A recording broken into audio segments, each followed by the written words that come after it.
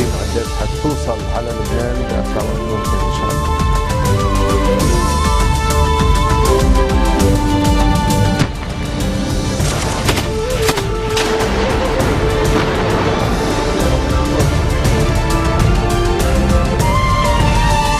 Nouvelle édition de la rédaction, merci d'être au rendez-vous de l'info. Voici les titres de ce journal.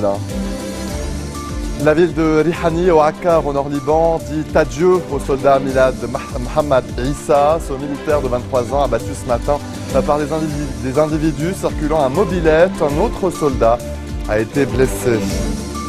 Nouvelle séance, nouveau report. Le Parlement a échoué pour la 13e fois à élire un nouveau président de la République faute de quorum.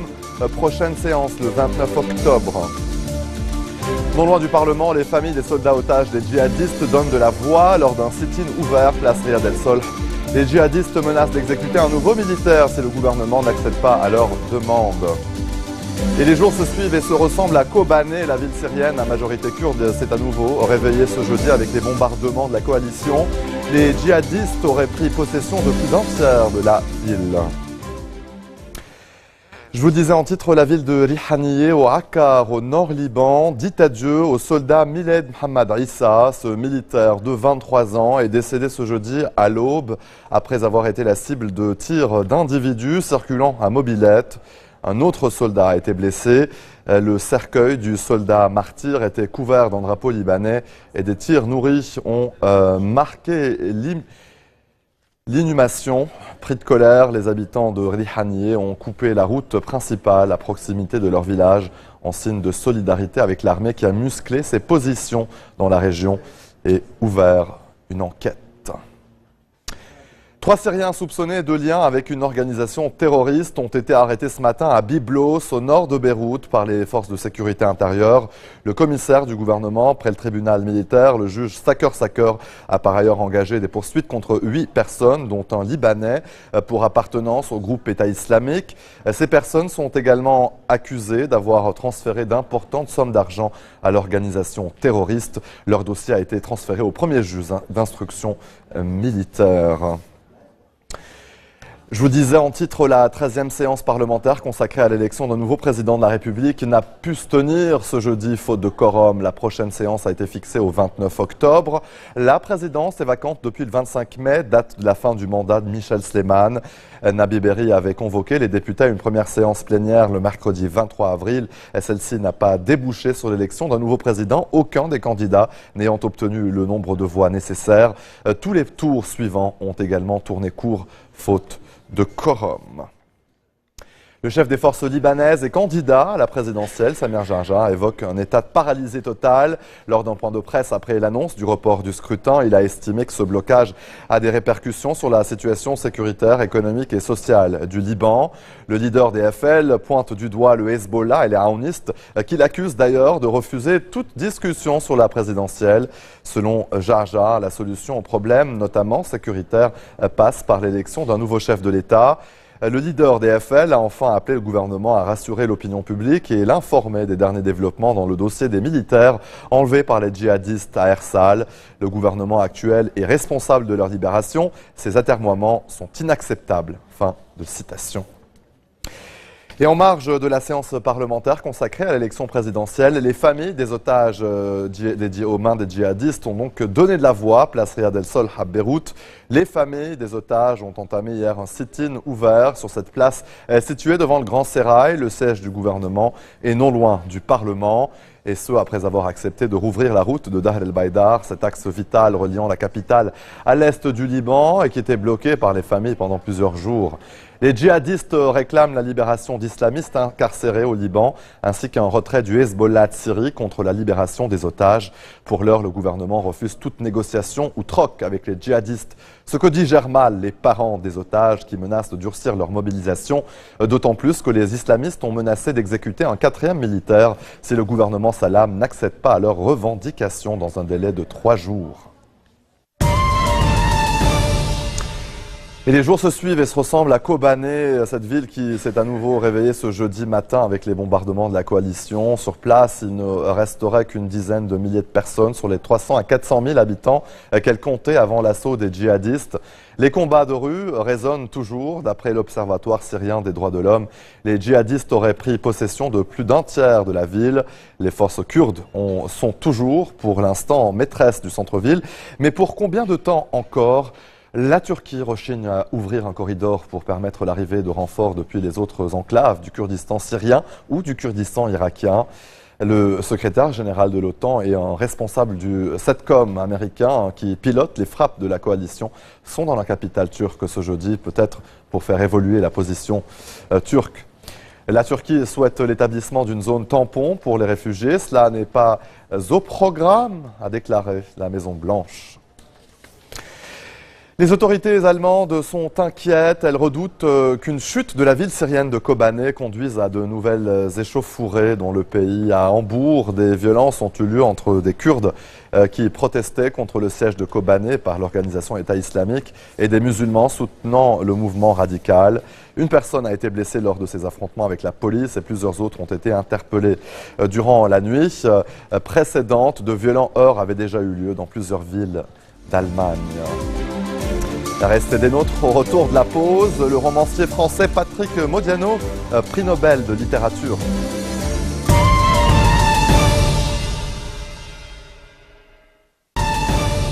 Sur le plateau de l'info, la saison des Nobel qui s'est ouverte ce lundi se poursuit aujourd'hui avec l'annonce du prix Nobel de littérature. C'est le romancier français Patrick Modiano qui le remporte à l'âge de 69 ans.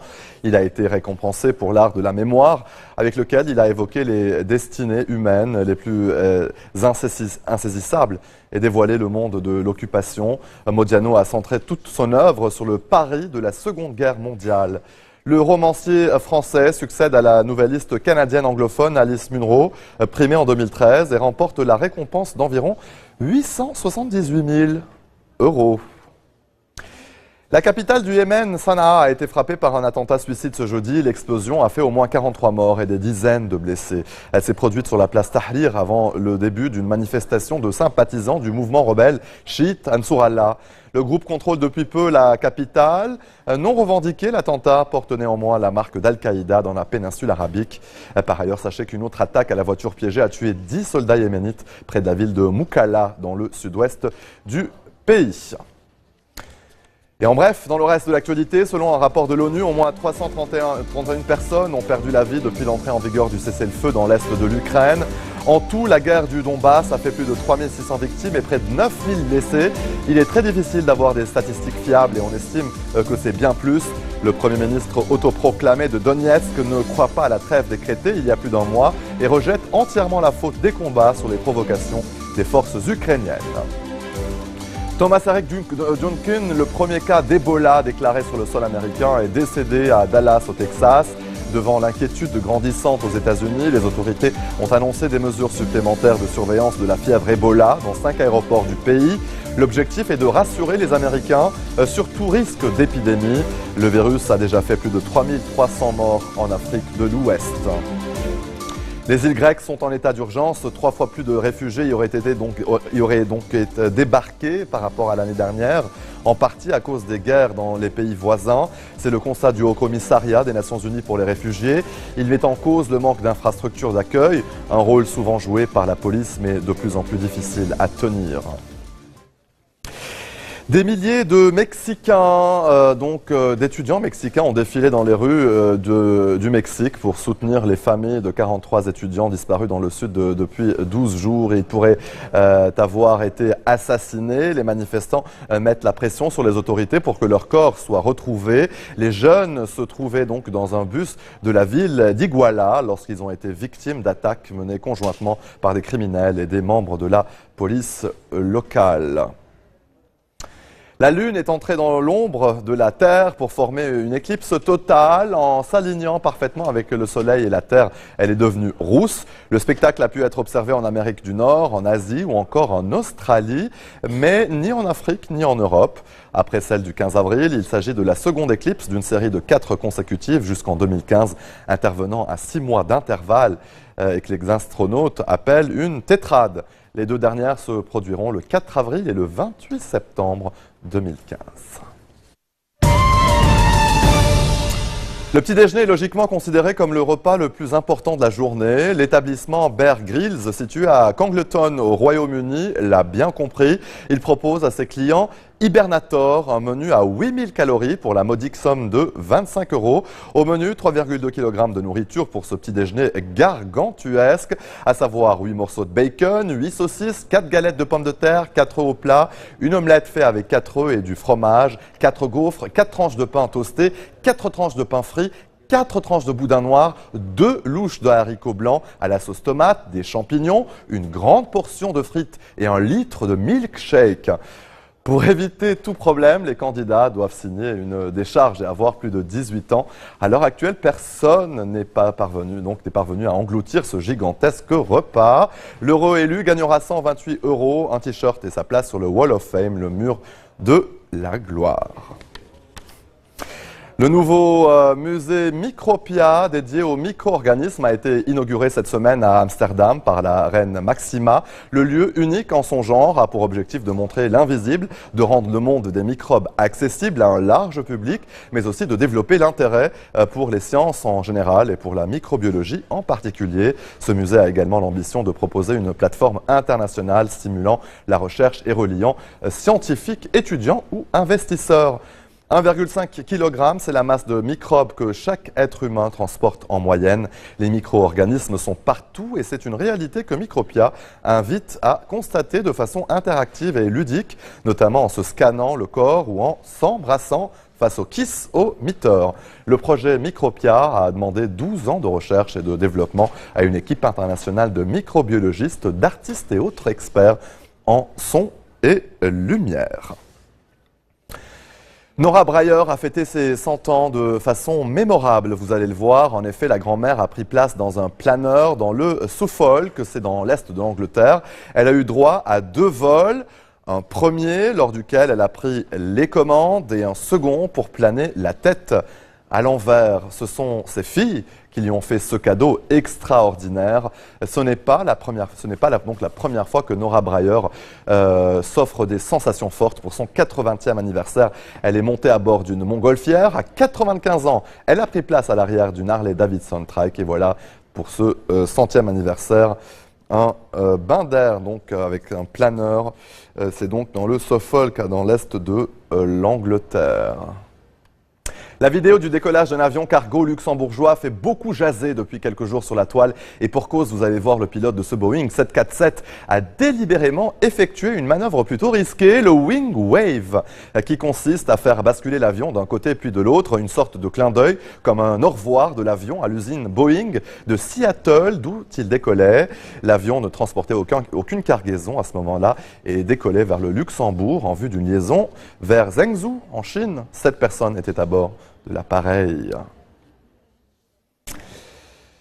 L'ouverture du Sunrise Kempinski Hotel de Pékin est l'une des plus attendues de l'année dans le monde du tourisme. Il symbolise la rapide croissance économique de la Chine avec 97 mètres de haut, 21 étages et 306 chambres et suites. Le Sunrise Kempinski Hotel se distingue par sa forme particulière qui fait référence au lever du soleil. L'entrée principale a été dessinée en bouche de poisson, symbole de prospérité.